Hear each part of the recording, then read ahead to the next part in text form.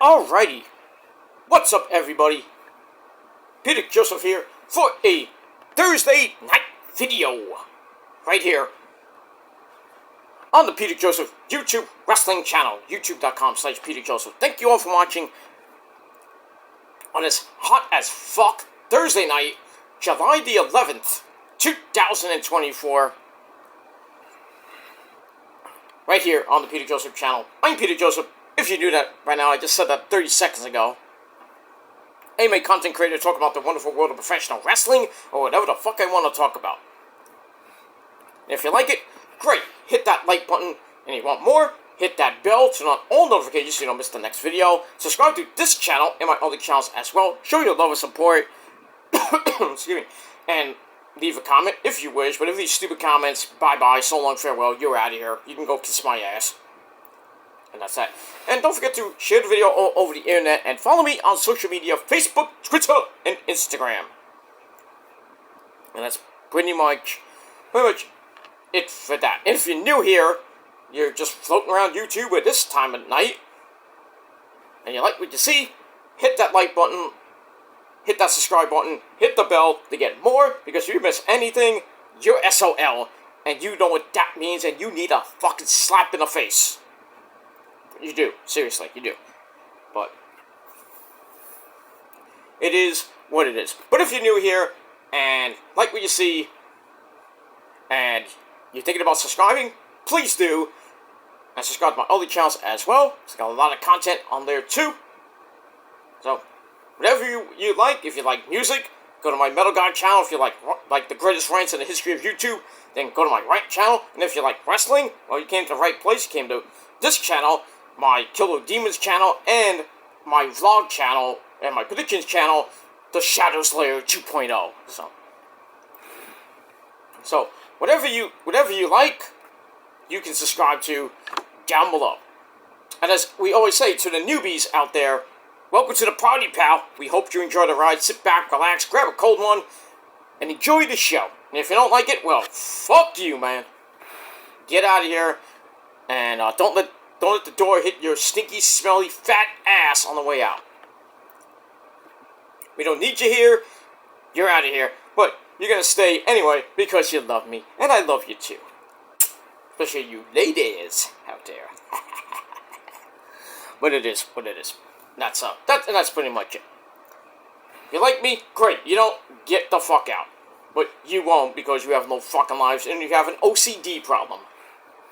And if you don't know what OCD means, look it up. That's that. Alright. Enough about that. Boo, funky. Hope everybody had a great Thursday as we are closing out the second week of July. We're getting close to the midpoint of July. On Monday will be the actual midpoint of July, the midpoint of the month. And we got 2 more weeks away till the end of July, and then we start the dog days of August, and then the sun will be going down at 8 o'clock, and then dark by about 8:15, 8:20, instead of like now, where it's going down right before 8:25, and then by the time it's dark, it's like still 9 o'clock.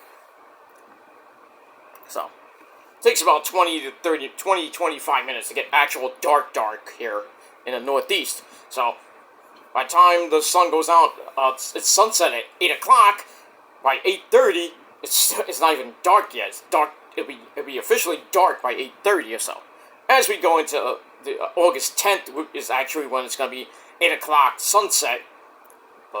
And then as we go through the rest of August, by the end of August, we're pretty much close to around 7:30, 7:40 at night. So the official will be dark about 8 o'clock.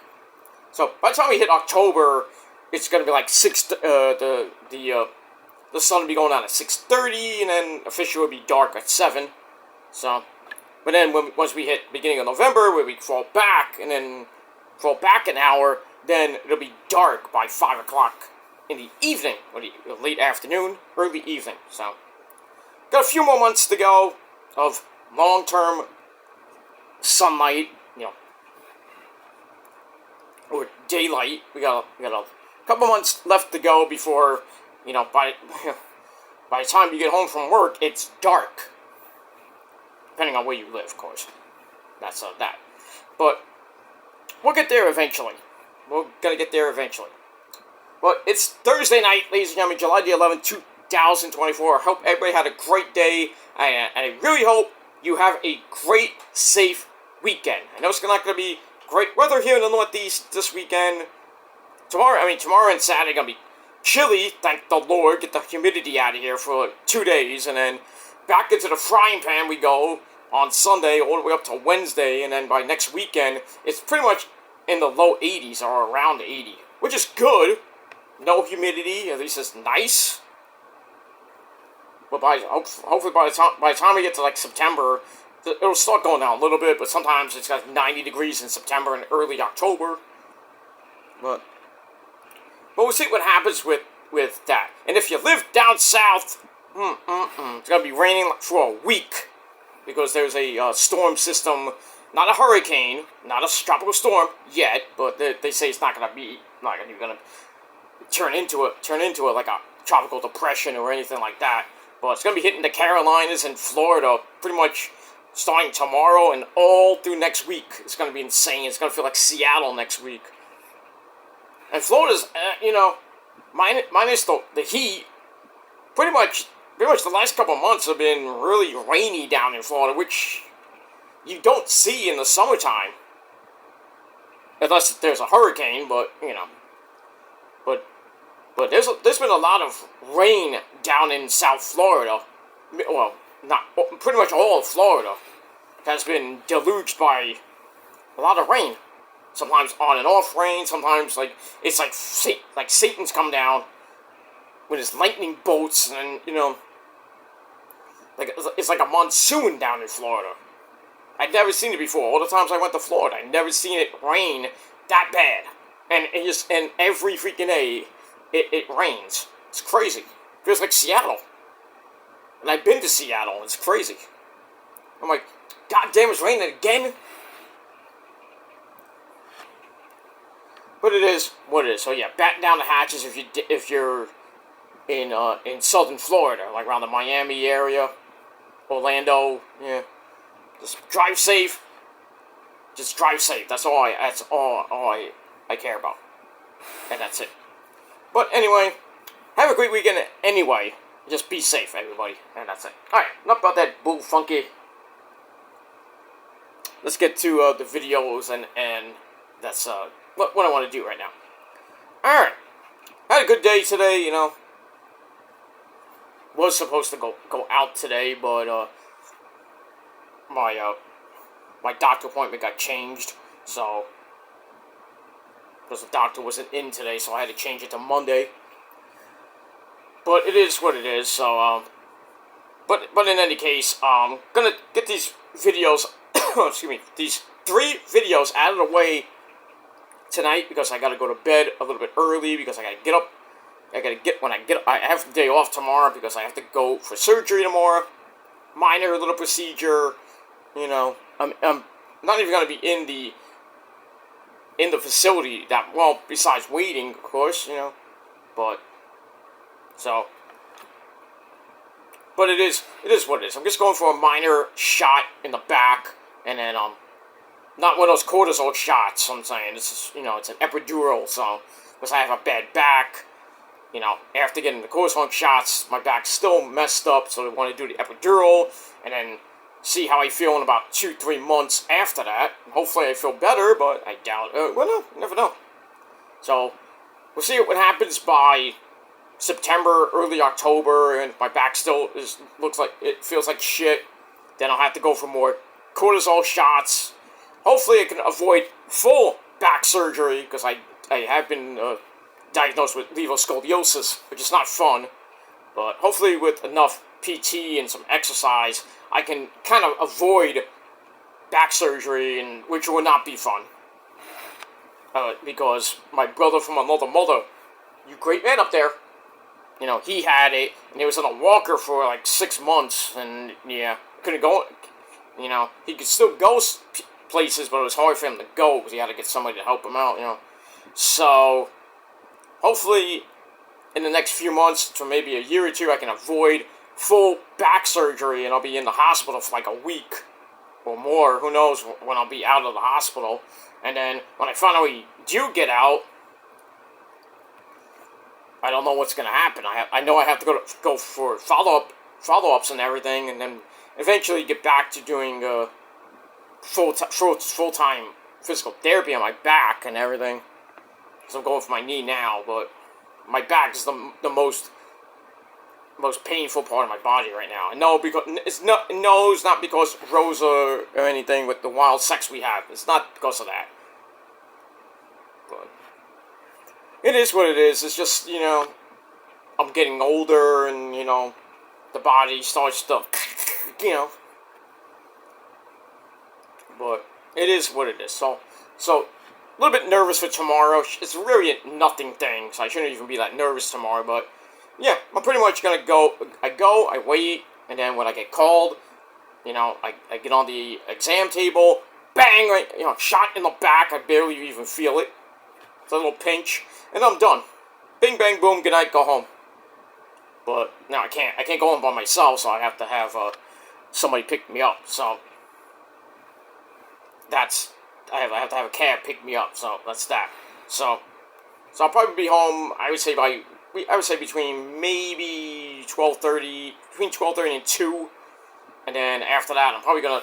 I don't think I can rest, but probably gonna go home, come home, have some lunch, see how I feel, then maybe take a little nap, and then get up, watch SmackDown, watch Rampage, see how I feel after that. I might have to take a couple of ibuprofen pills, but we'll see what happens with that tomorrow. But say a prayer for your boy.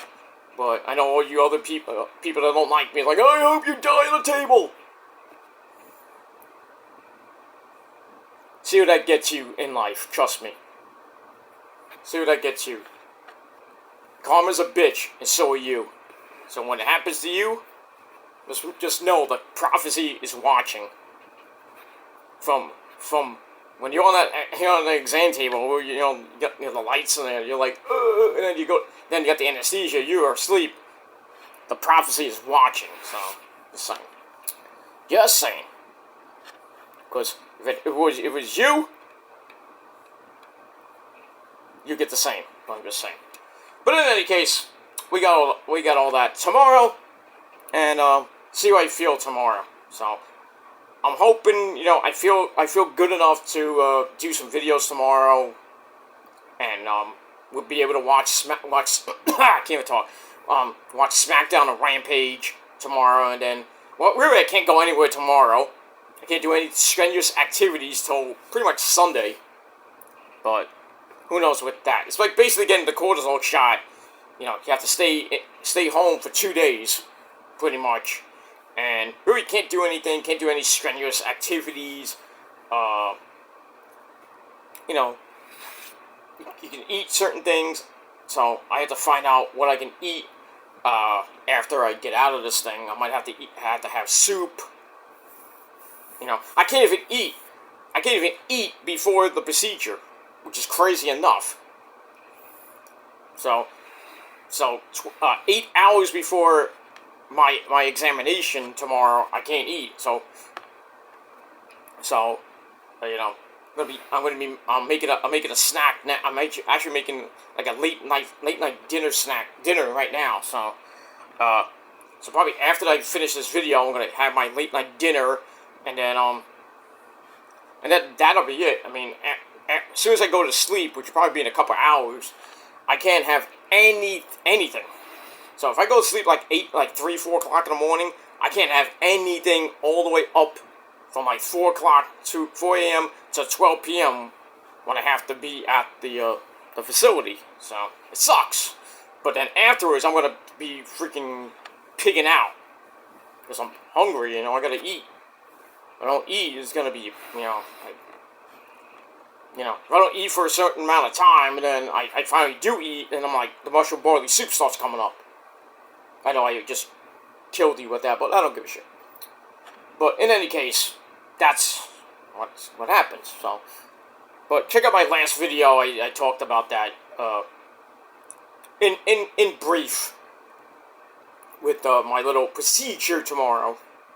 But it's barely a nothing thing. So it's just to get my back situated and everything. But I'm pretty much in and out like my dick in your mom's ass. But that's it. Then I'm gonna enjoy the weekend. Hopefully I feel better by Sunday, and then I'm gonna go out Sunday hopefully to do some things. And then back to work on Monday. Next week's my last week until my vacation, and then I'll be off of YouTube for 6 days. So just a mini vacation this year. Next year I got a bigger vacation. I'm kind of planning on taking a longer vacation. Probably sometime around this time next year. Maybe be a 2-week vacation, maybe a month, who knows. But we'll see how things are by next year, you know. But this vacation didn't even cost me that much, so I'm happy with that.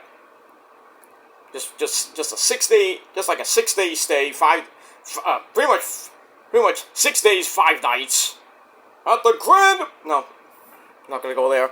But yeah, I'm going to the West Coast, so just to see some friends and partay. I'm gonna partay like it's $16.99. I'm just gonna have fun, and then I'll be back probably right after that. The week after that, I'm back here on YouTube and on social media. But I will be on social media, but as far as YouTube, I will be off for 6 days. And that's pretty much it. So by this time in 2 weeks from 2 weeks by this time you're not gonna see me. So fireworks still going off. Jesus Christ! It's July the 11th and fireworks are still going off. Who is doing it? I don't know who's doing it. Probably these damn. I'm not gonna go there. I'm not gonna be politically correct or anything, but these people just don't know what day it is, what month it is. I know it's July, and the fireworks go off, but it's a week after July 4th, and we're still shooting off fireworks late at night, at this time of night. It's like freaking 10:45 at night, they're still shooting off fireworks. It's insane. Morons should all be put in the freaking prison. See? And I have the window open because I need air coming in, because it's so freaking hot in my house. Not because of me and you know who, but it's just hot. It's 81 degrees outside, but there is a small breeze. I'm trying to get the breeze in. And you can hear the oscillating fan behind me, so. I would take my shirt off, but, I don't want to scare the kids, you know what I mean? I don't want to scare you kids that are like adults, you know what I mean? I don't want to scare the guys. Put it back on! And the lady's like, no! Leave it on, it's sexy. Leave it off, baby. Show those pecs, you know? That's why your moms and your girlfriend are always in my DMs. It's a proven fact. And that's that. Alright, enough about that. Now, let's get into the video. Alright, but once again, 2 weeks. In 2 weeks, I will be on a 6-day vacation. On the west side. West side! And that's pretty much it. But I'll be back 6 days after I actually leave. So next week's Collision review will be my last actual video for about a week. So, just gonna take a little mini break, and then I'll be back in about a week. So that's pretty much it. Anyway, ladies and gentlemen, on this late Thursday night, July the 11th, 2024, it is time for your late and out-of-date AEW Dynamite! I would scream it louder, but, the neighbors might want to call and say, shut up! So, your AEW Dynamite review for last night's show, July the 10th, 2024. And, pretty much, we're still coming out of Forbidden Door. Coming off what happened last week, which was crazy enough. MJF turning on Daniel Garcia, busting him and Daddy Magic, Matt Maynard, wide open. And then on Collision, we heard from Max, challenging,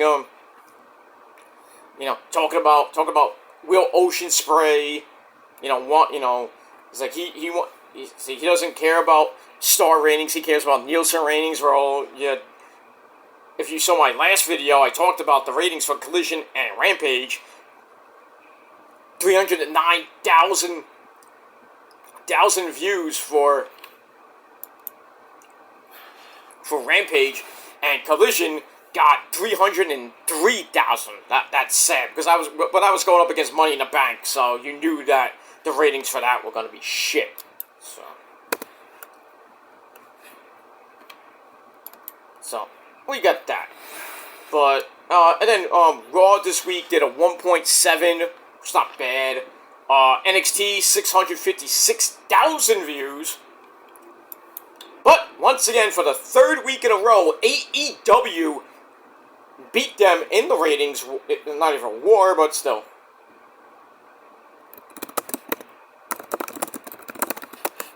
Alright, let me pull up the ratings for this week, because they just came out. That's what she said.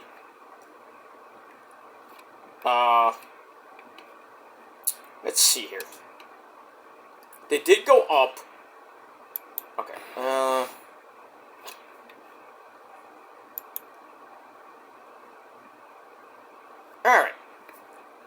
Alright, AEW Dynamite ratings and viewership increase for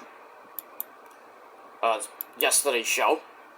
Alright, PW Torch is reporting that the July 10th episode of AEW Dynamite from the Scotiabank Saddledome in Calgary, Alberta, Canada, drew 691,000 views, so still cannot get above 700. This is like the third, it's been about a month or so since they've been over 700,000. So that was a 3,000 viewer increase from last week, which did 688. So 691 for Dynamite, 656 for NXT.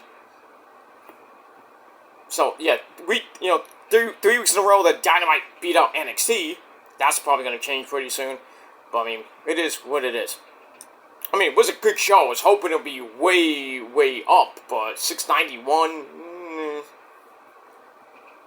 But anyway, the show drew a 0.23 rating in the demo, which is pretty much the same as last week's show. So, the viewership went up like 3,000 views. Big whoop. But, I mean, but it is what it is, and that's it. So we'll see what SmackDown does this week, along with Rampage and Collision, which are not gonna be. There's nothing going head to head against it. So I would assume that Rampage and Collision's ratings will go up a little bit, not too much, but we'll see. But 691 for Dynamite, beating out AEW for the third week in a row. I mean, it's good. It's good. Do I care about the ratings that much? Not really. Unlike Otaku, who's like, oh, you're like jerking off because AEW won it for the third week in a row. I mean, that's him, but I mean, yeah, it's nice when AEW beats NXT in the ratings, But it's barely beating NXT right at this point. I mean, last week, yeah, I could say, you could say that that Dynamite destroyed NXT in the ratings, because NXT got 503,000 views, a little over 500,000 views, and last week AEW did 688, but this week NXT went way up, because thank you to Joe Hendry, by the way. Oh, I said his name, and he appears. I believe in Joe Hendry. Okay, we got that. So with Joe Hendry, the ratings went up like 150,000 views. That's pretty good, but still, just a little bit short of beating AEW this week. So, by a slim margin, AEW once again wins the ratings for the week. But Still, does it matter? Do I really care about the ratings that much? Not really. But if you're just an AEW mark, you're like, oh, they're great, NXT sucks. Do me a favor, do not care about the fucking ratings. But if you AEW marks like to think like like to boast about the ratings and say WWE, AEW is always gonna be better than WWE. Yeah, a 30 to 40,000 viewership win. Barely. Where were you when NXT obliterated Dynamite on that Tuesday night in November? When they won by 300,000 views because nobody was watching Dynamite because, Cody was on the show, the GOAT of all GOATs, The Undertaker, John Cena. They had a lot of stars on that show and everybody was just tuning into NXT. Nobody cared about Dynamite with the horrible matches they had on that show. They got like 500,000 views. And NXT should have got 1 million, because just for The Undertaker alone. But couldn't even get around. I think they got like, the final was like 850, close to around 900,000 views. But, I mean, we're gonna get that. The NXT AEW Tuesday Night War coming up in October. But, NXT is going to be on Channel 11, and AEW is going to be on Tuesday nights on TBS. So, what are you going to watch? What's the better network? Channel 11. So, but, it is what it is, and that's that. Alright, let's get into Dynamite. And we are, like I said, from the Saddle Dome in Calgary, Alberta, Canada, one of the great cities in Canada, unlike Montreal. But I digress on that. We move on. Alright, so our commentary team, as always, on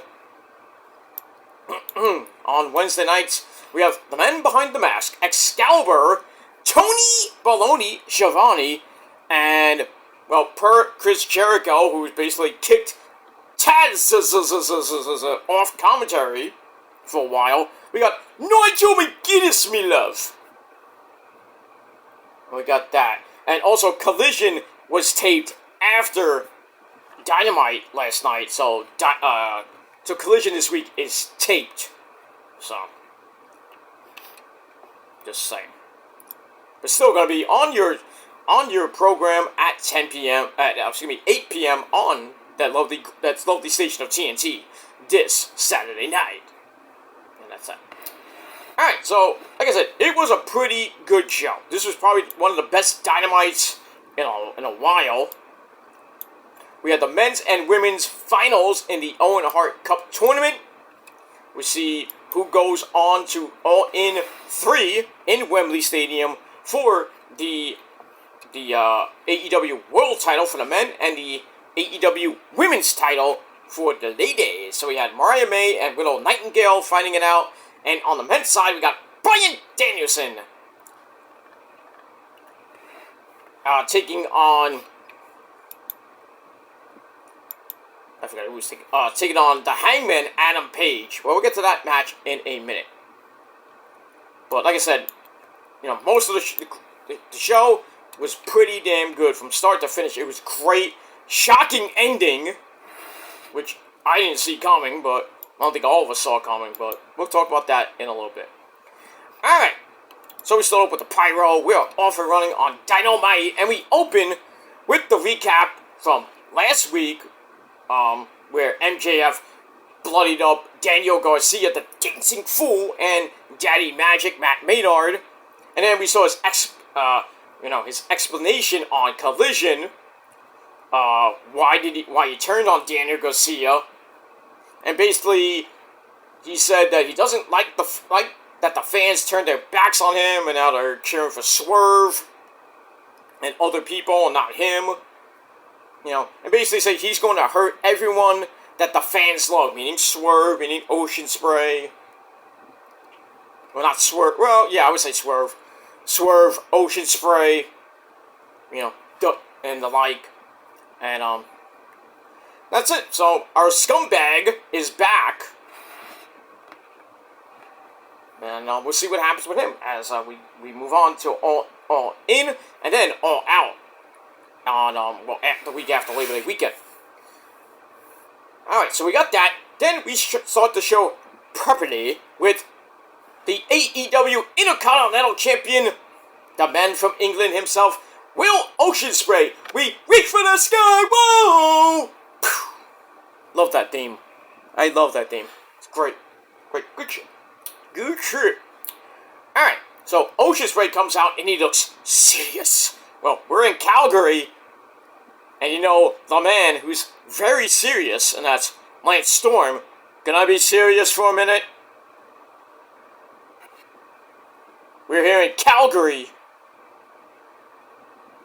Alberta, Canada. The greatest champion from Canada, by the way. Oh, you thought I was going to say Bret Hart, right? Right. Bret the Shitman Fart. But Lance Storm and Owen Hart are great champions from that up north. Just saying. Just saying. Well, and Kenny Omega too, but it is what it is. That's that. Anyway, moving on. Alright, so Ocean Spray gets the mic, sits down on the top turnbuckle in the corner. He's like, I've heard rumors about MJF being insecure, and now that someone like Danny Garcia came up on MJF's popularity chart, MJF just snapped and beat the living crap out of Garcia and Daddy Magic, even though Daddy Magic's like, you gotta finish the job. We got that. Alright, so Ocean Spray says that Garcia is at home with no feeling in his arms. Damn. And there is no and we don't know when he's coming back to the ring. I'll tell you when he's coming back. Might be next. No, ain't gonna be next. People say he's gonna be next week. I highly doubt that. I think he's gonna be back at all in to screw MJF out of a possible title match, and then at All Out we're gonna have like a big, humongous fight between MJF and Garcia, like a street fight, like some type of hardcore match. Both men are going to be busted wide open. But we're going to get something like that in the next 2 months. Next month and a half, not 2 months. But we got that. So anyway, hopefully Garcia is getting better. And can start getting feeling back in his arms and legs and everything else. So we got that. Alright, so Ocean Spray said that MJF blamed his ADD, attention deficit disorder, on what happened to Garcia, but Ocean Spray says, well, I got ADHD, and it doesn't give him an excuse to be horrible. And there are a few reasons MJF isn't happy, like the bidding war of 2024, which didn't go MJF's way, because Tony Khan, man, didn't want to spend money on someone who buried the promotion. Ooh. I thought they were meaning Punk for a second, but anyway. So Ocean Spray says, I have more talent in my dick. No, he didn't say that. He says, I have more talent than MJF could ever have. And says, some people are going to cheer for him anyway. And that's cool with me, because the level of the devil is ground floor, while Will Ocean Spray is on top of the skyscraper. Bruv. So we get that. So he challenges MJF to a fight on the program, and then Max's music hits, but he doesn't come out. But then he pops up on the Tron. He's somewhere, somewhere probably in the building, sitting down, drinking some wine or vino. I thought it looked like iced tea to me, but anyway. So he's sitting down. He's on the Tron in a chair. We got that. And then, MJF says, I have beaten all of your favorites before, so why should Ocean Spray be any different? He says, Ocean Spray, you are the flavor of the month, while I am the flavor of the millennium. I don't know about that. He's like, I am irreplaceable, but you are a dime a dozen. And if you get in the ring with me, you will be exposed. But that's cool with me, because we can have a match next week for that Intercontinental title. That's a pay-per-view match. I don't know why they're doing it next week on episode 250. But I mean, we'll see what happens with that. So Ocean Spray's like, okay, Blove. Okay, works for me, Blove. So next week on episode 250 of Dynamite, which is the week before Blood and Guts, keep that in mind, Ocean Spray taking on MJF for the Intercontinental belt. I think we're going to get a lot of chicanery in that match. I don't think we're going to see any title change, or if Ocean Spray wins clean or something like that. It's going to be a mess. And it's probably going to be your main event of the evening, so it's going to be the last match we see. And that's it. Alright, but that opening segment was just... I loved it. I want to see more promos from these guys, because they kick ass on the mic. And that's pretty much it. Alright, so I gave that 3.5 out of 5 stars. And went off and running on Dynamite. Alright, then we go to our first match of the night. We have the finals of the men's Owen Hart tournament. We have Bryan Danielson. Yes! Taking on the Hangman, Adam Page, who's about to do some cowboy shit. Alright, we had Jarrett, J-E-F-F-J-A-R-R-E-T-T, that's Jarrett, as the special guest enforcer. Alright, so Bryan Danielson comes out, greets the fans, gets a nice little pop. And then the Hangman comes out in the babyface tunnel. Looks like Jarrett's looking the other way, and then he sees Adam Page coming out of the babyface tunnel, and then they stare each other down, and then Hangman Adam Page goes, spits right in on the feet of Jarrett. And Jeff's like, you son of a bitch. He was about to go after him, but thought otherwise. Alright, we get that. Alright, this was a very long match. This was like a 26-minute match. But, oh man. I hope you got pen and paper, but it is what it is. Alright, so we started with a feeling out process. Not like that. The Hangman takes Bryan down, hammers away. But Danielson fights up, knocks him to the outside for a flippy doo, only to bang his own neck on the landing. Ow! He needs to stop doing that shit. He's going to kill himself. Remember when he had the neck problems back in WWE? And he had to retire. They had to have neck fusion surgery. And then the WWE doctors, that whole situation with the WWE doctors didn't want to clear him. Then he finally cleared him. And then he comes back, and the whole thing with Shane McMahon, the guest GMs and shit, the whole Miz situation, that epic smack talk when the Miz basically ripped Daniel Bryan a new one. That was epic. I think that was around the same. Was that around the same time when Bryan won the WWE title and changed it into the hemp belt. Because he's for the culture, or for the he's the environmental belt, we called it.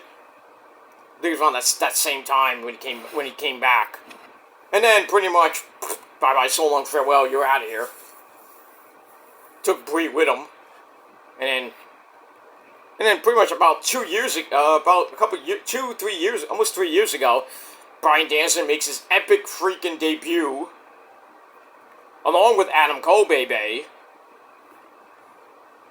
I think it was at All Out. And, epic matches with Kenny. Epic match with Ocean Spray. He's put on some bangers. He's part of the Blackpool Cup Club with Claudio, Moxley, and that other guy we all know as William Yuta. And now, he put on a pretty good match with Mr. Hangman Adam Page. This is their 4th match, I believe.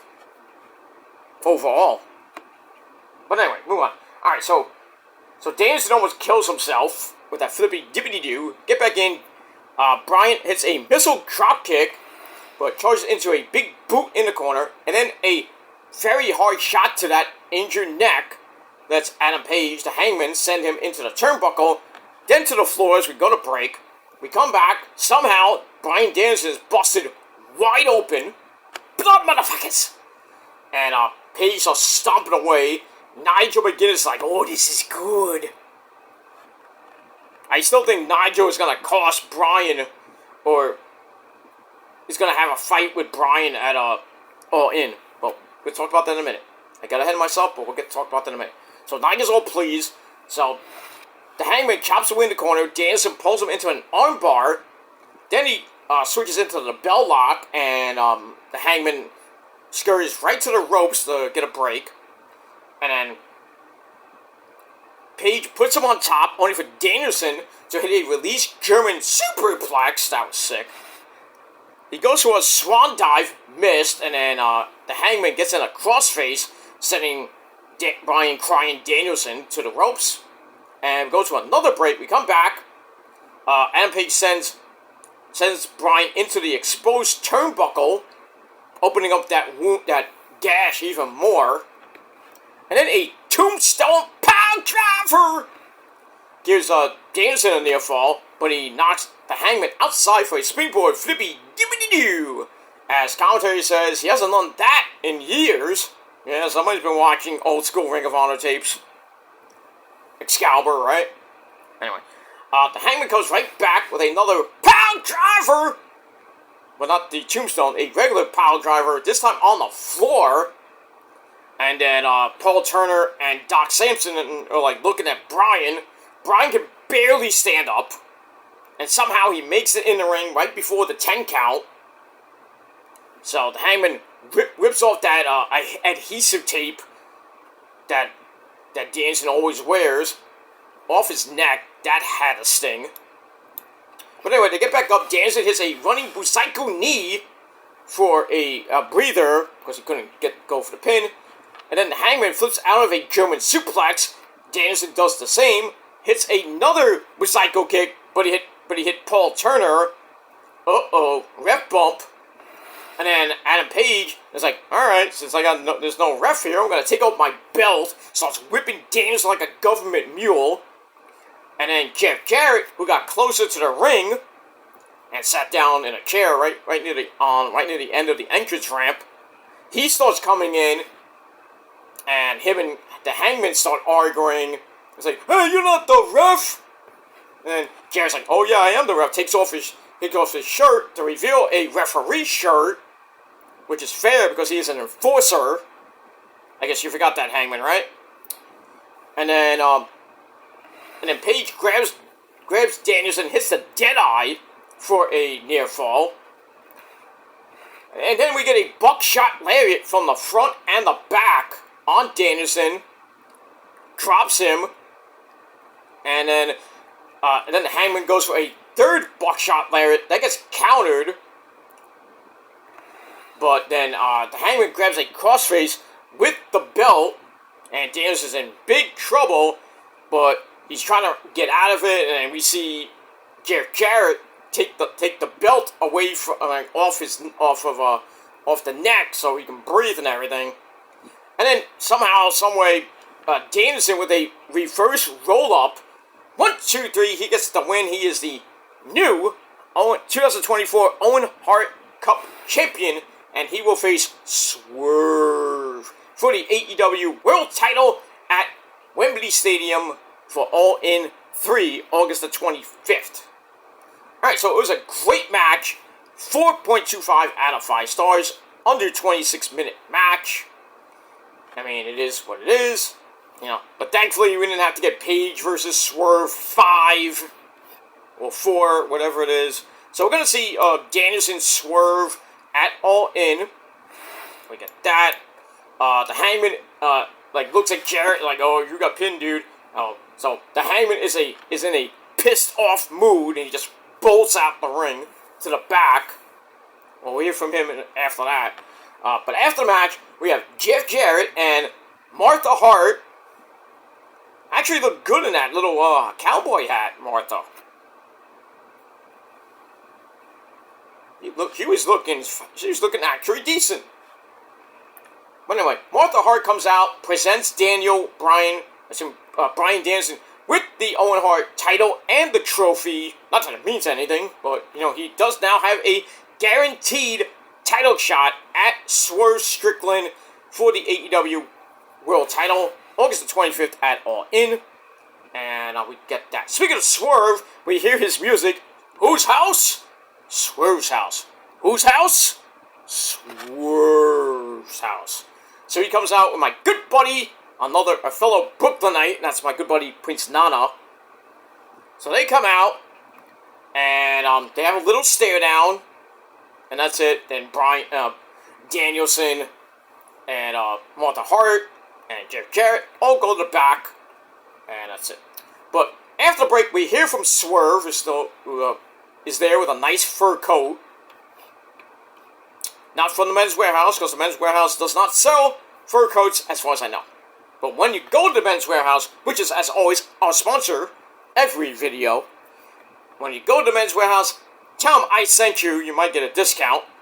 Like a 5% discount. I get a 35% discount. Pfft, fuck you. But you go there, you want to get a nice suit, you want to look good for your woman. You just want to look good, because when you look good, you feel good. That's an actual commercial. Legit, it is. Look it up. But when you go to the Men's Warehouse, you want to look good.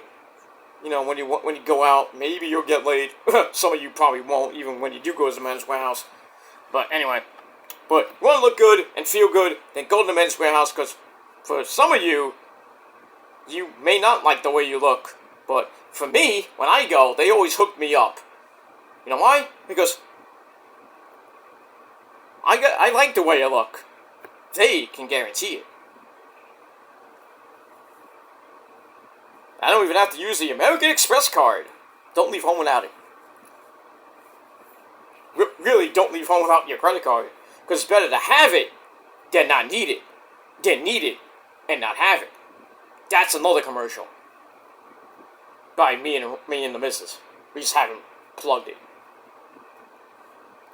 We have so many commercials in the bag, we just haven't had time to freaking patent it and send it out.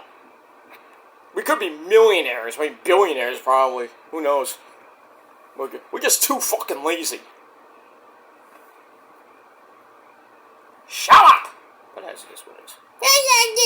You don't want to do it. Don't listen to her. She's she can do it herself. I don't need to do all the work. Especially in the bedroom. But I digress. Alright, so we move on with that. Alright, so Swerve is in the ring with Prince Nana after the break.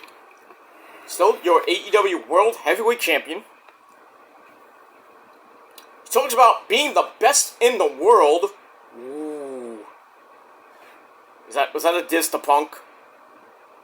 But anyway, he's ready to face Bryan Danielson at All In 3. Not happy that Bryan beat him before, because he likes to hold grudges. So I think this is the second match, maybe the third match, I don't know. But anyway, that's for another time, Swerve says, because he is officially joining Team AEW for Blood and Guts in 2 weeks. So he will be joining with the Ring of Honor champion, and that's the funky chicken himself, Mark Briscoe, and probably 3 other people, but we don't know who they are just yet. So he says, I'm ready to beat Danielson like Ocean Spray couldn't, before moving on, starts talking about the Dynasty era. And he says, there are 3 people named as at the top of the company, with himself, Ocean Spray, and the Continental Breakfast Champion, Mr. Okada. So he challenges Okada to a match. We don't know when that is. It might be next week. We didn't find out when the match is going to happen. That's going to be epic. Now, I don't know what's going to be for the Continental Breakfast Championship. It was just a regular match. So we say, I challenge you, Okada, to a match. And I'm going to kick your ass, bitch. As far as you go, Daniel Bryan, All In is going to be your final countdown. Nice little final countdown reference for his theme song in Ring of Honor. So, great promo from Swerve, 3.5 out of 5 stars, but we get that. Alright, we pretty much have a match for All In, and it's only a month away. Good job, Tony Khan. You're learning. But not so much for Ring of Honor. But we only have basically 2 matches, and that's the women's the women's title match between Athena and Queen Aminata, and my girl Billie Starkz defending her women's TV championship against Red Velvet from Your Mama's Kitchen. I mean, Mark Briscoe ain't gonna defend the belt, but there is gonna be a match. This is a little Ring of Honor spoiler. There's gonna be a match on Collision this Saturday between former Ring of Honor champions Roddy taking on the Peacock, Dalton Castle. That should be interesting. And the winner will face Mark Briscoe, I believe, at Death Before Dishonor. And it's on Roddy's birthday. Is he gonna win? Probably not. Not like 2015, where he went on to he faced Jay Lethal, who had both belts, the TV belt and the world title, after he won an epic freaking match with the late great Jay Briscoe, Reach for the Sky, boy. And I was there for that. And pretty much the TV shows after that. But I think Roddy did win, because I think that show was in his hometown of Florida. I think he did beat Jay Lethal to become the TV champion again. I forget, but it's so long ago I forget. But in any case, yeah. So Roddy versus Dalton Castle for a shot at the Funky Chicken Mark Briscoe at Death Before Dishonor. So there might be a third match coming your way for Death Before Dishonor, which is 2 weeks from Friday. Well, 3 weeks from tomorrow. So we got 2, possible third after Collision this week. But still, we're gonna have like another 4, I would say another 4, maybe 5 matches on the pre-show, then another 16 on the main show. And I'm not watching Death Before Dishonor until I get home from my vacation on the 28th. So, but I will be reviewing it. I am also going to. Yes, I will be. I'm going to do a special Shadows Lair prediction show for Slammiversary, because that's on that next Friday. But then next Saturday, I will be doing the review of that. I will be reviewing it, because NXT is part of it. And a certain girl named Rosemary might be on it. But we'll talk about that later. And that's that. Alright, we move on with that. So, Swerve challenges Okada to a match. I don't know when it's going to be. Maybe next week, maybe a couple weeks. But we'll see what happens with that. And he's also the second participant for Team AEW, along with Mark Briscoe, against the Elite, the Corporate Bucks, and Okada, and Jack Perry, and a mystery partner in that 5-on-5 double ring, double cage War Games type match called Blood and Guts. So we got all that. Moving on. Alright, so I gave Swerve's little thing 3.25 out of 5 stars. Alright, then we get dueling promos from Mariah May, my girl Mariah May, and the resident fun girl, smile everyone, Willow Nightingale, ready to win the Women's Owen Hart Tournament.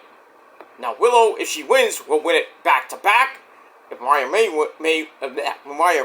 wins, say that 5 times fast, she will win it for the first time. And the winner will face Timeless Toni Storm, darling, at All In for the AEW Women's World Championship. We got that. Alright, after that, we get a new music video called Two Time by the acclaimed Max Caster, Anthony Bones, and Daddy Ass, Billy Gunn. By the way, Sister Me, Mommy Ass. Get that. Basically, the video mocks the Bucks. We see a lot of old school Bucks photos from Ring of Honor. That was nice, and some PWG ones. That's pretty damn nice. And then it includes them raiding the Bucks locker room. So we're gonna see the Acclaim versus the Bucks for the AEW tag team titles, but we don't know when that might be. So we'll see what happens with that. Alright, I gave that 2.5 out of 5 stars. Wasn't a great rap anyway, great video. I didn't really care. That's that. Alright, then we go to our next match, a Stadium Stampede match, which is basically a street fight, falls count anywhere. We have Samoa Joe taking on Mr. Chris Jericho. Hi guys! The For the World champion, who's getting close to 3 months. He's basically 3 months champ right now. So Jericho comes out with the bounty hunter, Mr. Brian Keith. No sign of Big Cass just yet. And basically Samoa Joe's coming out by himself because Shibata got his arm broken in that hellacious beatdown about a week or so ago. And then we saw Hook, who we can't call anymore because he got burnt to a crisp by the Wizard. So he's healing up, and Taz is with him at home in Red Hook, brother. That's pretty much it. This was crazy as shit. It's also with Joe coming out in street fight clothes, and Jericho comes out street fight clothes but with a cowboy hat. And people are going on Twitter, like DMing me on Twitter. Wait, there's cowboys in Canada? Why do you think they call it the Saddle Dome? Why do you think they call it the Stampede? Duh. Morons. Marks. But anyway, so Jericho comes out in his hat. He's like, "Hi guys! Hi guys!" And then Joe just takes Jericho's hat, punches him through the hat. Then he hits an enziguri in the corner. Jericho goes back. They slug it out on the outside, where Joe hits a big flippy dippity doo elbow drop. They get back up. Jericho gets in some chair shots to take over. Then it's time to bring out the black bag. And last time we saw bolts, like nuts and bolts and everything. This time Jericho opens the bag and we got horseshoes. Now all we needed was some blue moons and stars, hearts, and all that other stuff from Lucky Charms. And then we have some guy dressed up as Lucky from Lucky Charms. They're magically delicious. Wonderful. We got that. So Jericho pulls out some horseshoes and then drops Joe on the horseshoes. Ow! Real horseshoes, by the way. Then he grabs the walls of Jericho, and we go to a break, which I didn't even... Why would you go to a break when a guy is pretty much about to tap? Tony Khan. Come on, dude. Anyway, we come back, and Joe hits Jericho with a horseshoe, ow, to break the hold. They head out into the crowd, and then into the back. Joe locks in the Coquina clutch, and then Brian Keith and Big Cass come out and beat the crap out of Joe. So it's a 3-on-1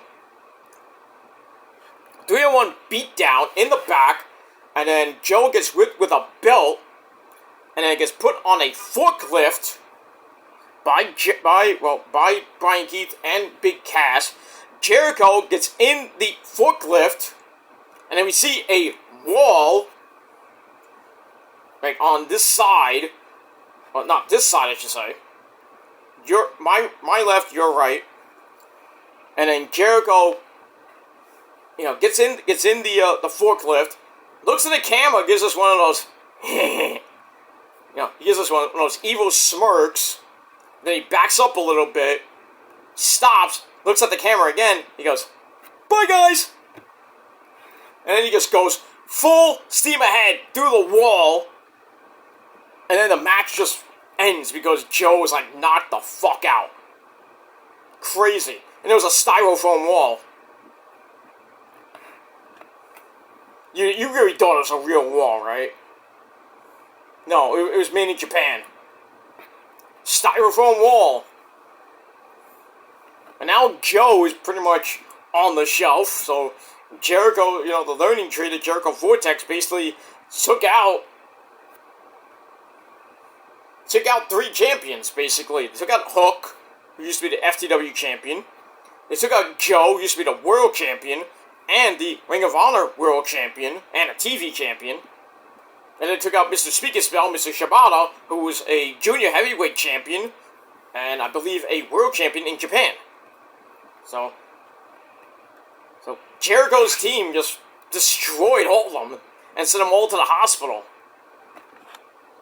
That's crazy. So I don't know where Jericho goes from here, but that's that. But match was crazy as shit. And I gave it 3.25 out of 5 stars, and that's it. Then, we go to break, we come back, we see Joe get taken to a medical facility, and then the ambulance leaves, and then we pan over to see Jericho, Big Cass, and Brian Keith go, "Bye! Bye, guys!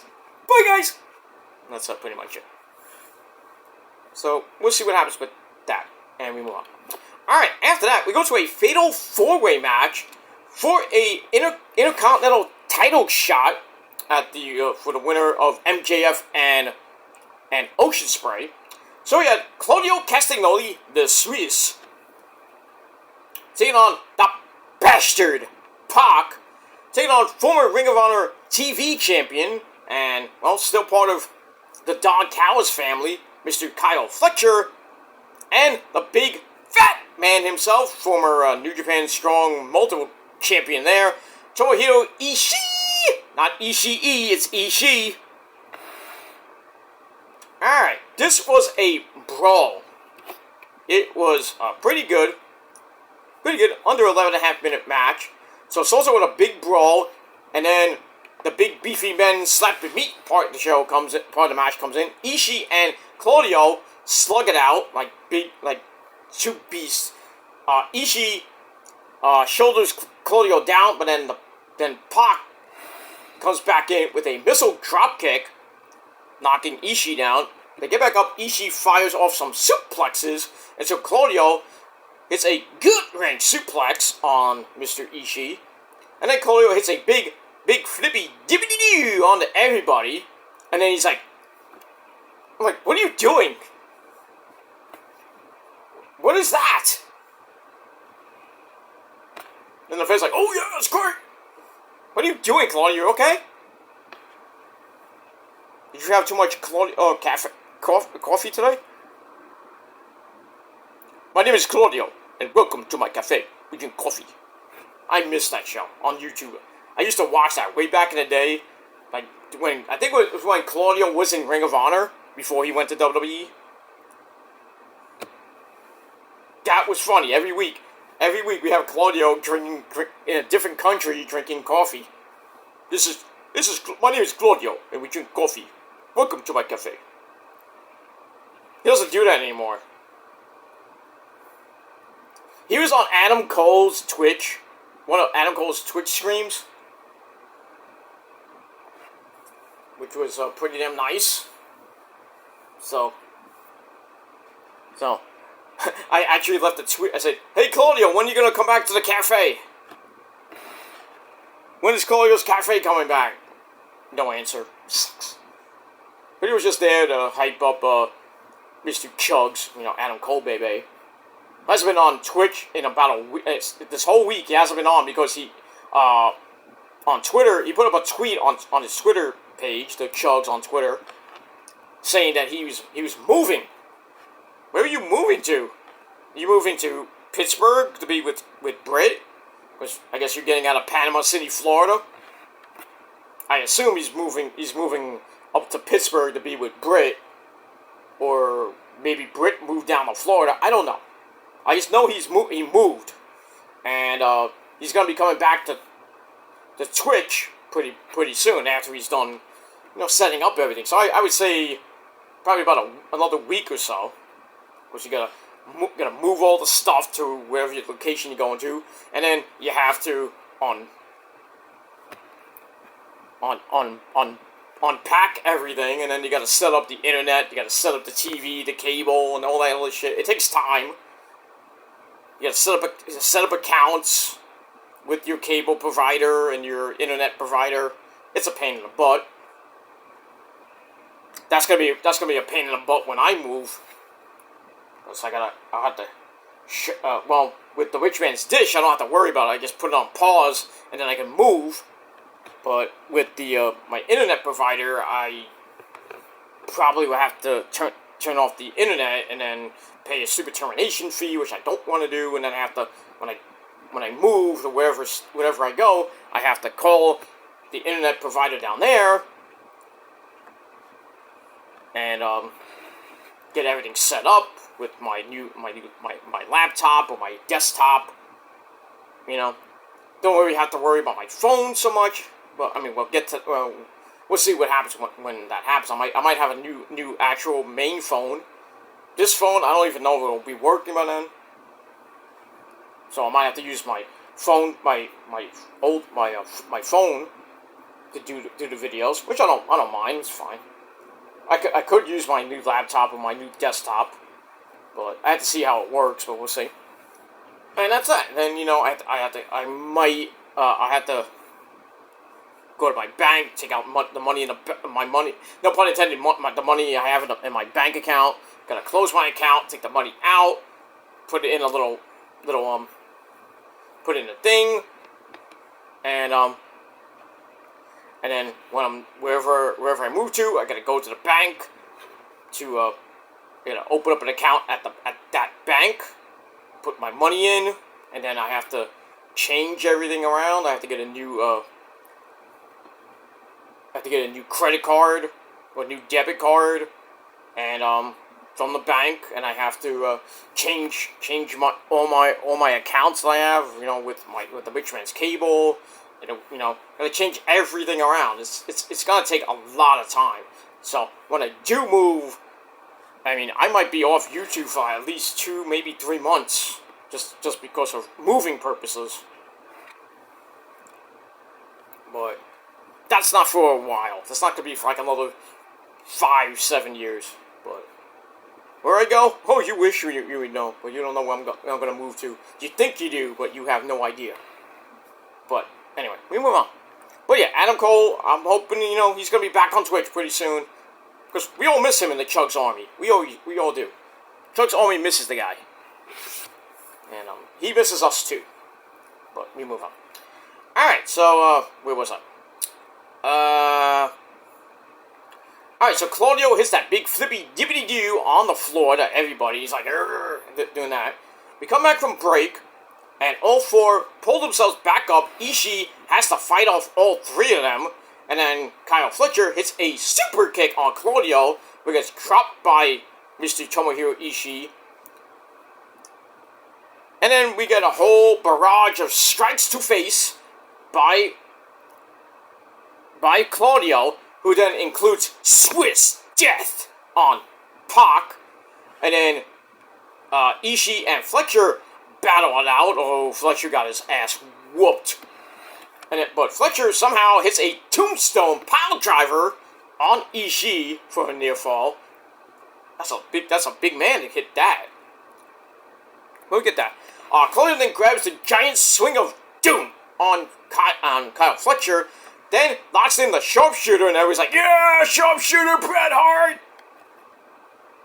No, really, it was better that Owen did it. Owen was always better than Bret. I am not a nugget! I am a black heart! Damn it! Woo! What do I look like? A stop sign? I can look like I'm wearing this ridiculous outfit. Look at my nose. What am I, an aardvark? That was hilarious. That promo with Jason Sensation, it was just amazing. And then the one after that where Owen Cam comes out and beats the fuck out of Jason Sensation. That was, you know, yeah. I don't even know how he's doing. I heard he was like in really serious condition. I don't even know if he's still alive. Let me see if I can look him up. Well, we have some time. I'll look him up. Alright, when I get the chance to look it up. Moving on. Actually, you know what? Since that noise. Ugh. Ow! Alright, we got that. Alright, let me look him up. On my other phone. Since I don't wanna it comes up now, you come up, right? Good job. Jason Sensation. Let's see here.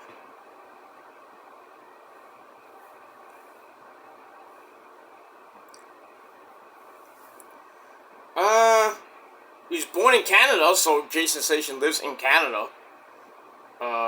He was on Raw in 1993. I think he's still alive. Let's see here.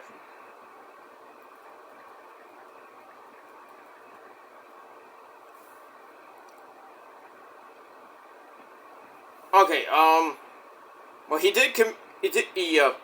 threatened to commit suicide by shooting himself at a live WWE show. I don't know what, I think it was like a few years ago. That was crazy. Then he was in, I know that he was in the hospital for a while with some illnesses. In January, he underwent a double bypass. That's not fun. Mick Foley encouraged fans to send their prayers, love, and positive thoughts in the direction of the impressionist Mr. Jason Sensation. Let's see here. Let's see if I have anything else on Mr. Jason Sensation. I believe he's still alive, but he's like not well. Okay, I do have something from pretty much about 2 months ago. Jason Sensation announced that he has been hospitalized after doctors found irregularities in his heartbeat.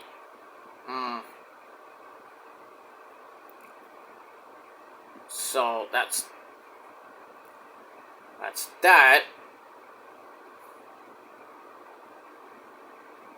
But it doesn't say that he's dead.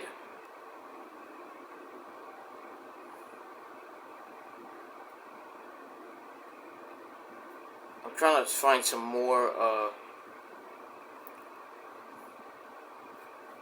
some actual news or anything about him, but I don't see any. I think he's still alive, but he's in like really rough shape. So prayers go out to Jason Sensation. I mean, like I said, I just read from May he had he was hospitalized with an irregular heartbeat. So that's not fun. I had that, but it was a false EKG. So I had to do the sonogram, which came out normal. Obviously, because, you know, I will never die, because I am immortal! Because I am the tribal god, and you're not. So, moving on from that, but we got all that. But anyway. Alright, so Claudio locks in the Owen Hart-style sharpshooter. Crowd goes nuts. And then Pac, as a springboard elbow, puts on the brutalizer to Kyle Fletcher. So we had the sharpshooter and the brutalizer combo on Fletcher. And then Ishii comes in and just slaps the living crap out of Claudio to break the hold. Then he hits a suplex followed by a big-time clothesline to Pac, who let go of the brutalizer after Ishii came in and got Claudio to break up the sharpshooter attempt. Then another hard clothesline gets a near fall on Kyle Fletcher. Claudio gives him the neutralizer, goes to the pin, Pac broke it up, and then Pac hits a German suplex basically onto everybody. Then he goes up top, hits the Black Arrow, then he locks in the brutalizer on Kyle Fletcher because he had it on already. Then he put it back in it after a while. And then Kyle Fletcher just basically tapped out in under 11.5 minutes. Match was pretty good, 3.25 out of 5 stars. So, Pac gets a match which could be at All In against Will Oceansbury. That's going to be a Battle of England. So, if Oceansbury retains over MJF next week, then I would assume that the feud, or maybe after Blood and Guts, we're gonna get the hype going into All In between the bastard Pac and Will Oceansbury for the Intercontinental title. But we'll see what happens with that. I think we probably might see MJF take on Daniel Garcia at All In, and I think Garcia will pin MJF. But then again, who knows at this point? That's that. Alright, we got that. Alright, so, 3.25, what did I get that? Yeah, 3.25 out of 5 stars for the match. So, Pac gets an Intercontinental title shot, and, maybe against MJF or Kyle, or Oceansbury, possibly at All In, and we move on. Alright, after that, we see the Hangman just doing some cowboy shit in the back. Renee's talking in the back, then she's trying to get a word with him, and then she just follows him and is like, "Hey, I'm trying to do my job here, Adam." So Adam's like, "Fuck you, Renee." And Renee's like, "Fuck. What I gotta do to get a job here, you know?" So he bangs on the Young Bucks, or the Elite's door, and then Okada comes out, and then him and Adam Page have a little stare down. That was pretty epic. And then Adam Page wants to go in the room. Okada's not letting him in. But then we see Matthew and Nicholas Jackson come out and ask if there's anything we can do for you there, Adam. So Page, still pissed off, says, "I'll do it." And the Bucks like, "Okay, will you prove it?" So it looks like Adam Page is going to be teaming with the Bucks. Well, that's from what I saw. So he's going to be member number 5 on Team Elite in Blood and Guts. That's what I got from it. But we have that. Alright, 3.25 out of 5 stars for that. Alright, then we go to the ring with a double... Well, we have Mercedes Moné, who tried for her double shot celebration last week that got ruined by the returning Britt Baker baby. So we had that. So she's gonna try again. So she comes out looking like $1 million. So Mercedes says, "I've heard Britt Baker talking about the past, present, and future," which is kind of appropriate because I am the best there is, the best there was, and the best there ever will be. I'm like, oh no, you didn't. No, you didn't, Mercedes. Oh, you don't say that in Calgary. Especially if your name is not Owen Hart. Not Brett, but Owen. Owen's always been better than Brett. It's a fact. Even though Brett has held more titles than Owen, still, who beat Bret Hart at WrestleMania 10? Oh, that's right, Owen. Even though Bret Hart won the title later that night, thanks to Yokozuna falling off the goddamn rope. So then Bret Hart wins the belt, and then I don't think him and Owen ever had a match for the WWF title before it became E. And I was there at WrestleMania 10 and 20. 1, 10, and 20. I was there at the Garden. Good seats too. But I digress.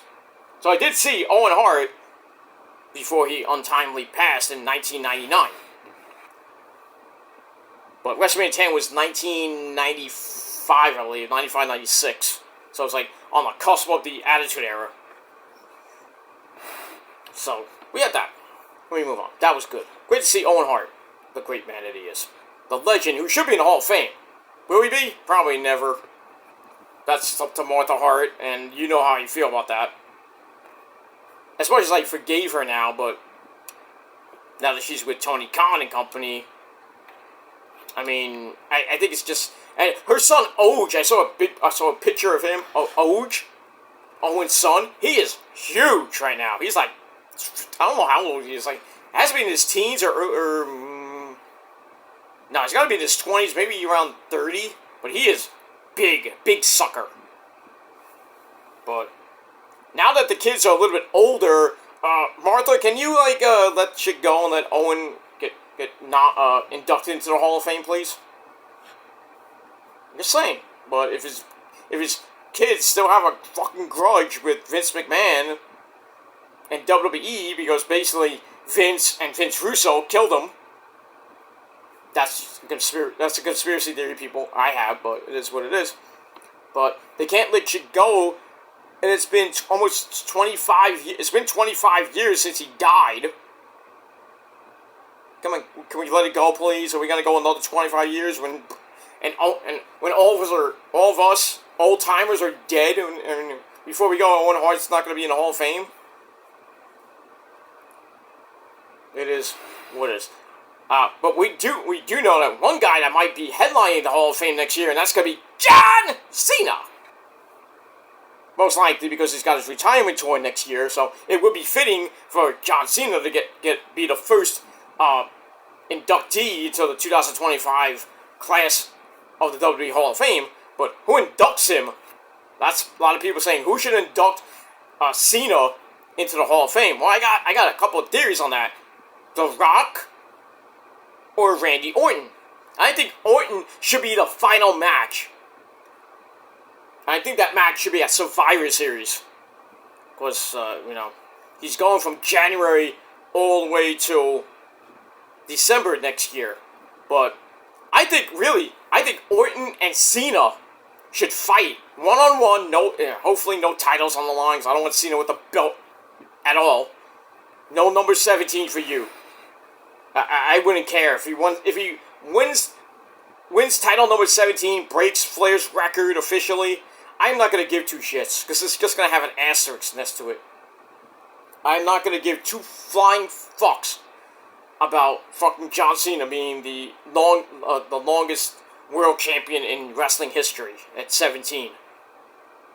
I'm not going to care. But I think WrestleMania 41 in Vegas, that match screams Randy Orton taking on John Cena, because they came up together back in 2002, and it's 23 years later. And they've had a great rivalry in the past. If you haven't seen WWE Rivals, they had some epic matches. They had a last man standing match. They had a couple of other matches. I think they had a couple of matches at WrestleMania where Randy won at WrestleMania against Cena. But Cena really doesn't have a great record at WrestleMania, but still. But I would pay to see that match, one-on-one, Randy Orton as a heel against John Cena, because we all know he will never turn heel. Though a lot of people are like, oh, he should just turn heel one last time right before he retires for good. He ain't doing it. It's not going to happen. I doubt it. What I would want before he ends his illustrious career is to turn back into the Doctor with Thuganomics. That's the only Cena I actually like. I don't like PG Cena. PG Cena makes me want to vomit uncontrollably. PG Cena. And that's how, after pretty much from 2008, 2009 to like 2020, WWE was PG era bullshit. no cursing, no blood, unless it's hardway blood. It was just ridiculous. There were some good years, the summer of Punk 2011. There was a few good years for WWE during the PG era, but most of the PG era I thought was just dumb. I just didn't like it at all. But now we're pretty much in the Triple H era, or I don't even know what era we're in. But now we don't have The Rock anymore. The Attitude Era is pretty much gone. We don't have the old soldiers of the Attitude Era anymore. Triple H is retired. Shawn Michaels is retired. Taker, Shawn Michaels, Triple H, all retired. The Rock, we saw him at last year's WrestleMania, and now he's basically he owns TKO, which owns WWE. So he's just like an executive now. Maybe have a match or two. He's gonna be at WrestleMania 41. That's no doubt about it. But Survivor Series, I don't know. I doubt he's gonna even show up at SummerSlam. We do know one guy who is. That's Roman. A couple weeks away, guys. He's coming back, and that pop he gets is gonna be enormous. And I think we're going to get a flash flood warning in Cleveland because besides Issa having a flood in the VIP booth, and they're going to have to get a tarp for Cleveland Stadium because every woman is going to be freaking having orgasms because Roman coming out. Well, I don't know about the guys, but I'll see you for another time. Ugh.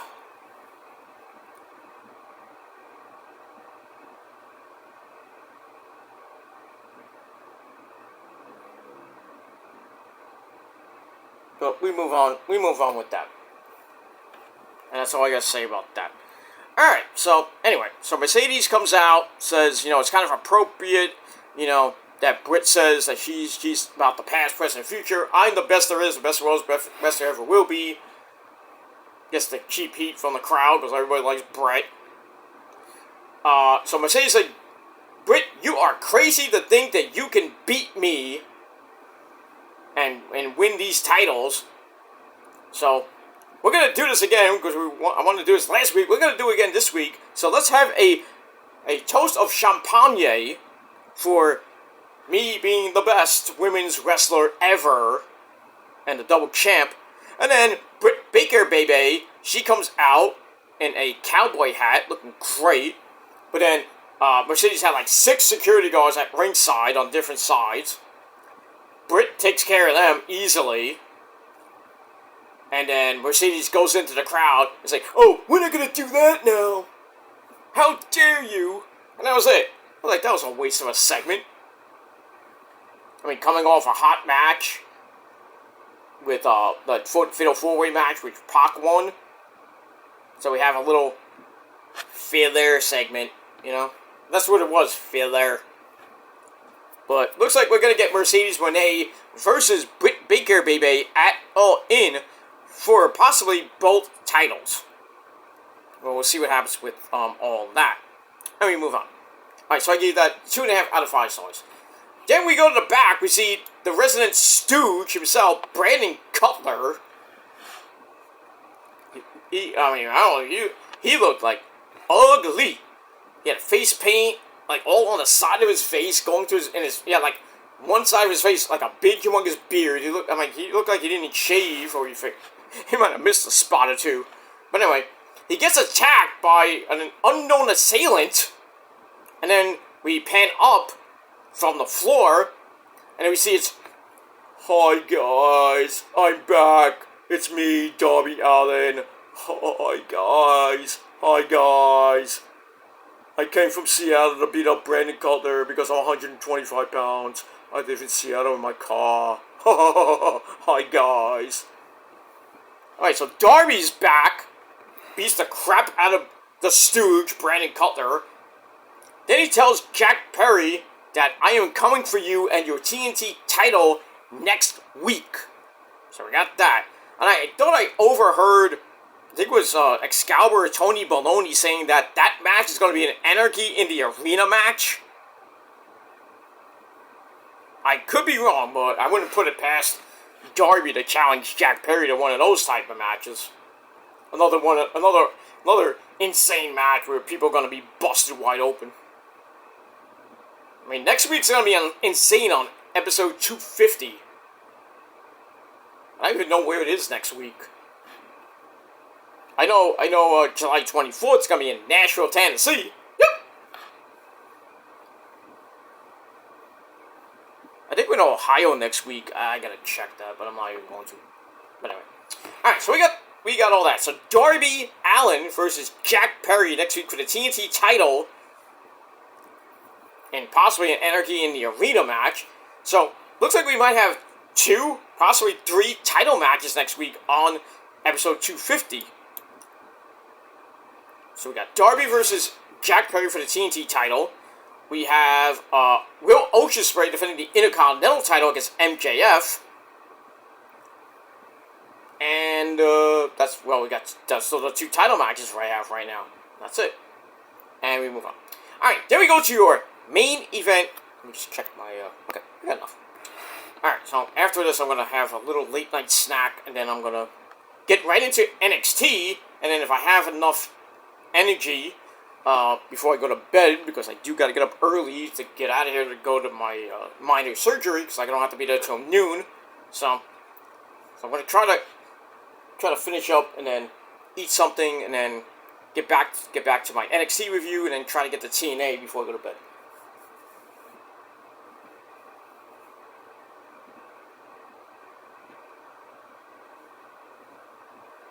And that's pretty much it.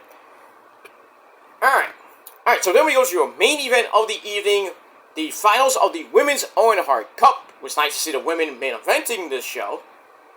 Alright, so we got the beautiful Mariah May, who came out with Timeless Toni Storm.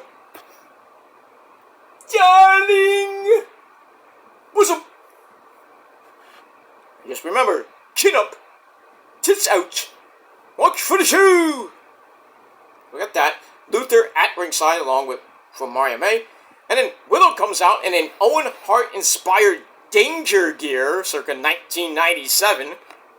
Nice. I like that. That was nice. Alright, this match was pretty good. It's also a feeling out process. Not like that. And then we get some grappling. Not that it went anywhere. Mariah then hits a big-time running dropkick. And then another one to the back for a near fall. They get back up. Willow hits a swinging side slam into a running basement crossbody for a near fall of her own. And then Mariah is sent outside for a big cannonball off the apron. As we go to break, we come back. Mariah hits a sexy running hip attack. But then Willow kind of shrugs it off, runs Mariah over, locks in the sharpshooter, but took too long to set up. And Mariah kicks her way out of it, sets up a Hurricane Rana for a near fall. And then she goes for a running knee. It missed. Willow grabs a Fisherman's Buster for a near fall. They get back up, and Willow goes for the pounce, but it gets blocked. Something you never see, that the pounce gets blocked. It gets blocked with a hard Glasgow Kiss headbutt. And both women are down. The fans are going, they're getting into it. It's like, yeah! And then somebody in a, I didn't even see this part, somebody in a Sting shirt, it's not Sting, it's Stink! But somebody in a Sting shirt, and I guess a hood, caused a distraction, and I think we all know who that was. Chris Statlander. Toni Storm grabbed the referee, because she was trying to get the person out. But then Chris Statlander kicks Willow Nightingale in the head, and it was Stokely Hathaway in the Sting shirt, obviously. So that feud will continue on. Mariah hits a running knee to head for a near fall. And then Mariah tries for a bridging roll-up for a near fall. But Willow hits a sick lariato for a near fall. So then, the final sequence, goes like this. Willow goes for the cannonball, hits Mariah May, goes for the Death Valley driver, that gets counted into a victory roll. 1, 2, 3, Mariah May gets the win and wins the Owen Hart Women's Tournament in 12.5 minutes. So, no back-to-back for you, Willow Nightingale. We get that. Match was pretty good, 3.25 out of 5 stars, and that's that. Then after the match, Willow and Mariah May, Code of Honor. You'd love to see that.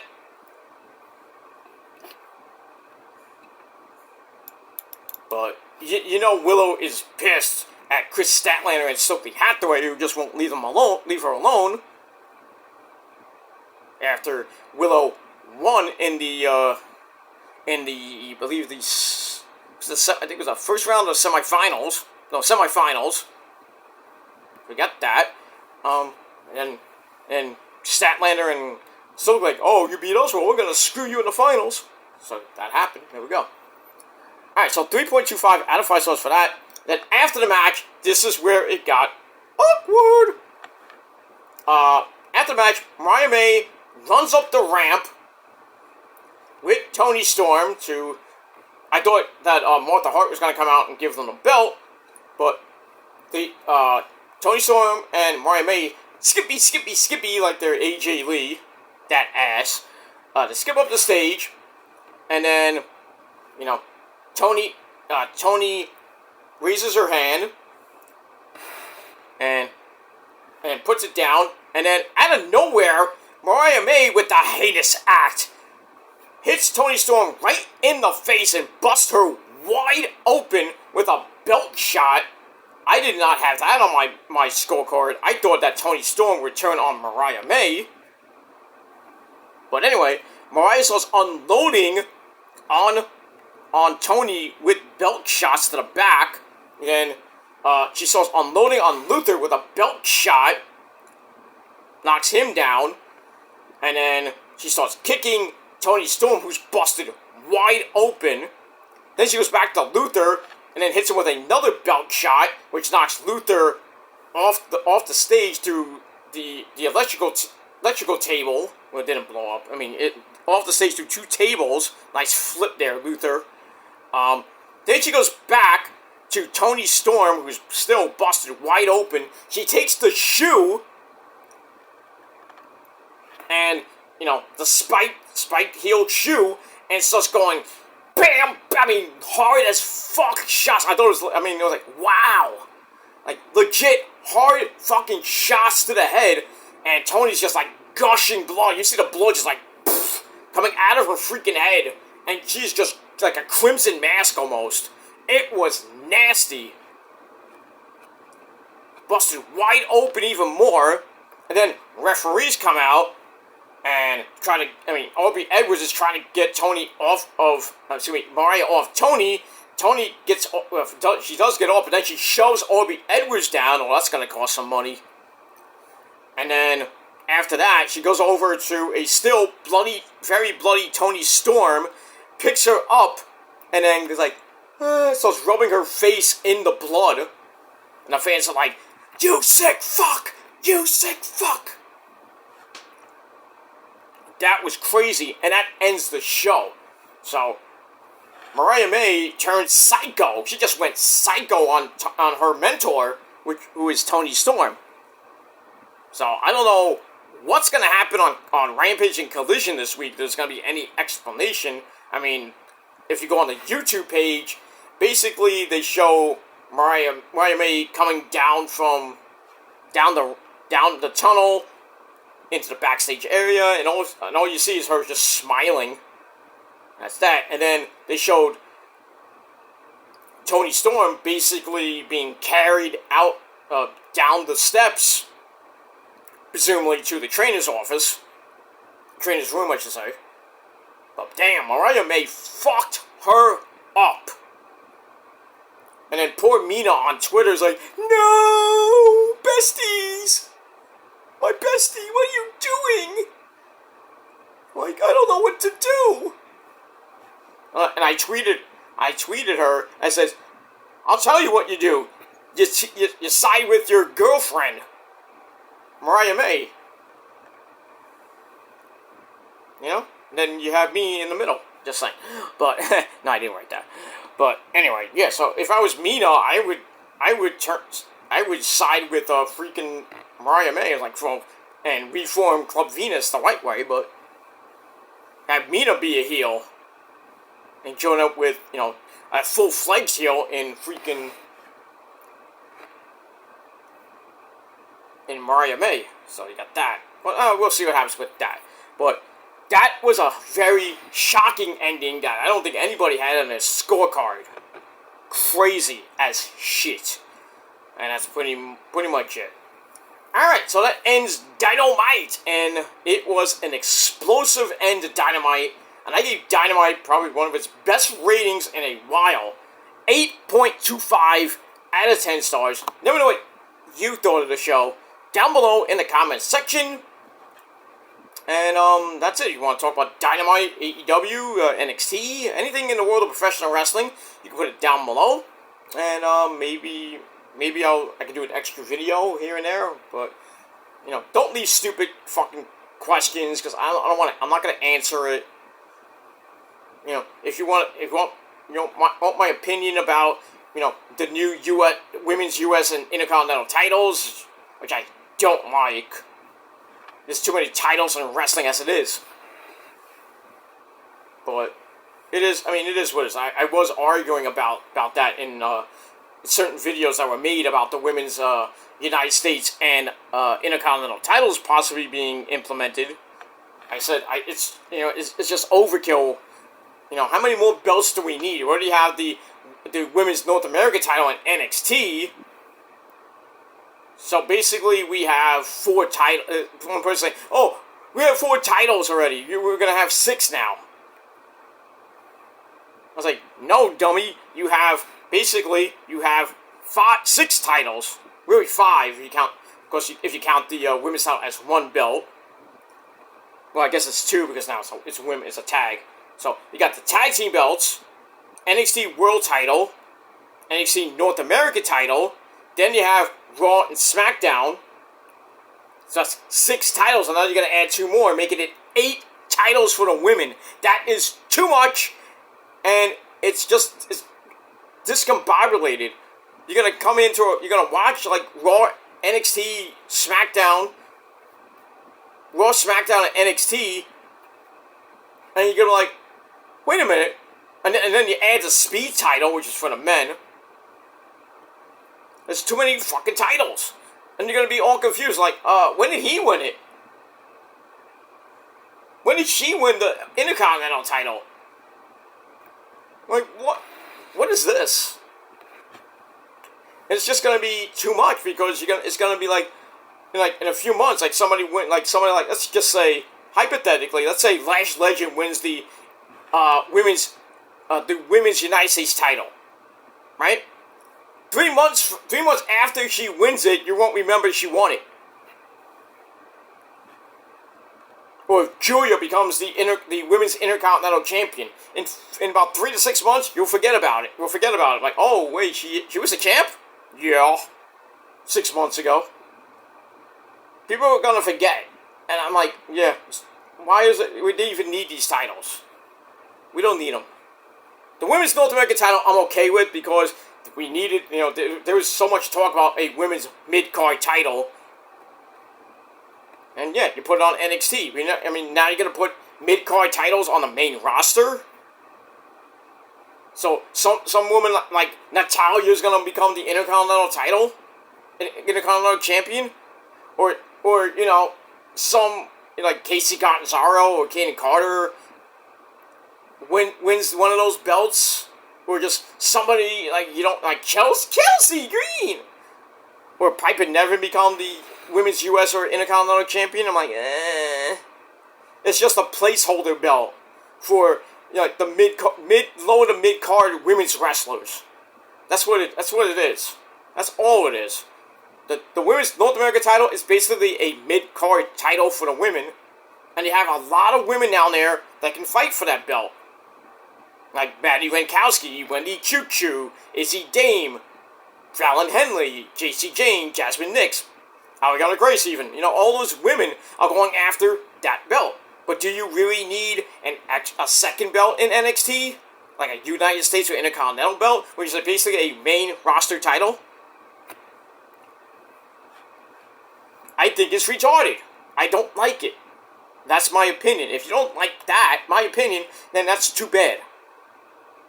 But my opinion is, and it matters the most, I do not want more titles in wrestling.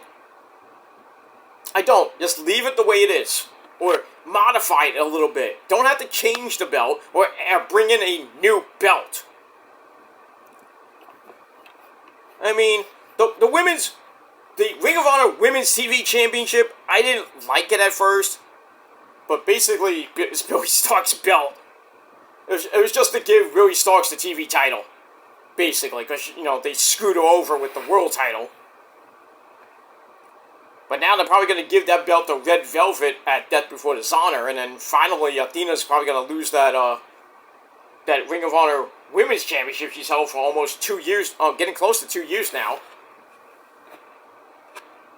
I mean, if not, then we're going to probably go to the final battle with the Minions in training with those champions. And Tony Khan did say in an interview that he would love to run a show out of the Hammerstein Ballroom. Now, with the picture I saw, it was the Grand Ballroom, which is smaller than the Hammerstein. So, if Tony Khan's like, I've never been to the Hammerstein Ballroom before, that's probably a lie. I know that's a lie. That's gotta be a lie. Oh, I used to be a fan of Ring of Honor. Where did Ring of Honor always emanate from most of the time? Oh, that's right, New York. All the big shows were at the Hammerstein Ballroom or the Grand Ballroom. And you were never there, Tony Khan? You're a liar. But yeah, Tony Khan's thinking like the macho man, that there could possibly be a show running out of the Hammerstein Ballroom. Which one? I hope Final Battle. A lot of people want Final Battle back in New York City at the Hammerstein, where we haven't seen it since 2019. It's been getting close to 5 years now. And that place will definitely, that's going to sell out like the first hour. Because that holds like, I think, over 10,000 people. Not even 10,000, I should say. It holds about 3,000 people there. About 2,500 to 3,000 people. So that's going to sell out really quick. As soon as tickets go on sale, it'll be sold out in like an hour. And you know how bad I want to go to Final Battle at the Hammerstein, so I could be in the queue on Ring of Honor Wrestling.com or, God for sake, Ticketmaster. I hate Ticketmaster as it is with those fucking fees. And I would love to sit ringside, but it's probably gonna be like $100 or more. It's gonna be more than about $100 plus fees, plus plus fees is gonna be like $150 to $175. I'm like, no. Even if I had the money to do it, I don't really want to. It's gonna be right being my birthday, so I mean, if I have the money, yeah, I might think about getting a ringside seat, or at least around the ringside area. Maybe near the ramp where they come out. If you've been to a Ring of Honor show, you know what I'm talking about. But I could probably get that, or at least somewhere in the general vicinities. I could see everything and have a good time, and then save. Buy the tickets for like $175. That's with all the taxes and fees and shit. And then, if they do a meet and greet, I gotta take out another certain amount of money, maybe, I'm not gonna get a lot, depending on who's at the meet and greet. Probably spend another $100 on that. Then, I gotta bring extra for soda, because I'm not gonna eat there. I mean, they do have, like, they can get a pretzel, and then candy, and then you get a soda or alcohol. But I'll probably just get a soda, like, before the fucking show, like, probably after the meet and greet. I'm just gonna hop up to the bar, grab a Jack and Coke, and I'm gonna go to my seat and wait for the pre-show to start. And then I'm ready. I'm not even gonna go anywhere. I may. Whoa. Did the lights just go out?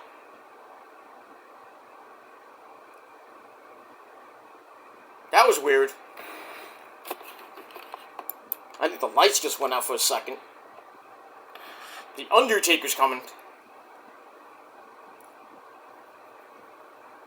But in any case, yeah. So Tony Khan, like, it might be maybe thinking of having Final Battle or maybe a possible Rampage or Collision at the Hammerstein. I don't think they'd do a Dynamite there. I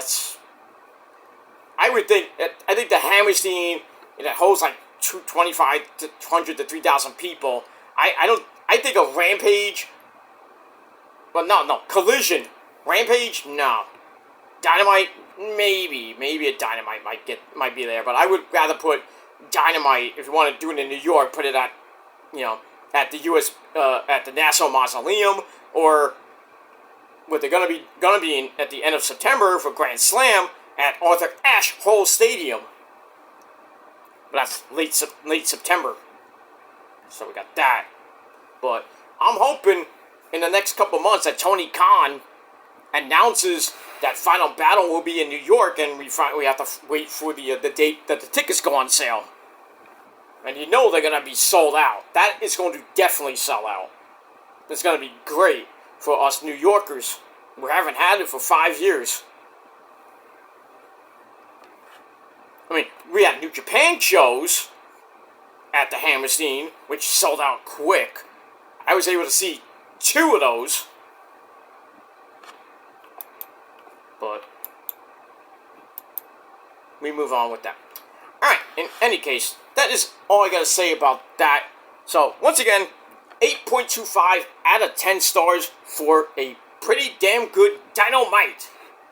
And that's pretty much it. Let me know your thoughts down below. Continue to hit that subscribe button down below on this channel, my other channels as well. Show your love and support. Like the video, share the video all over the internet, and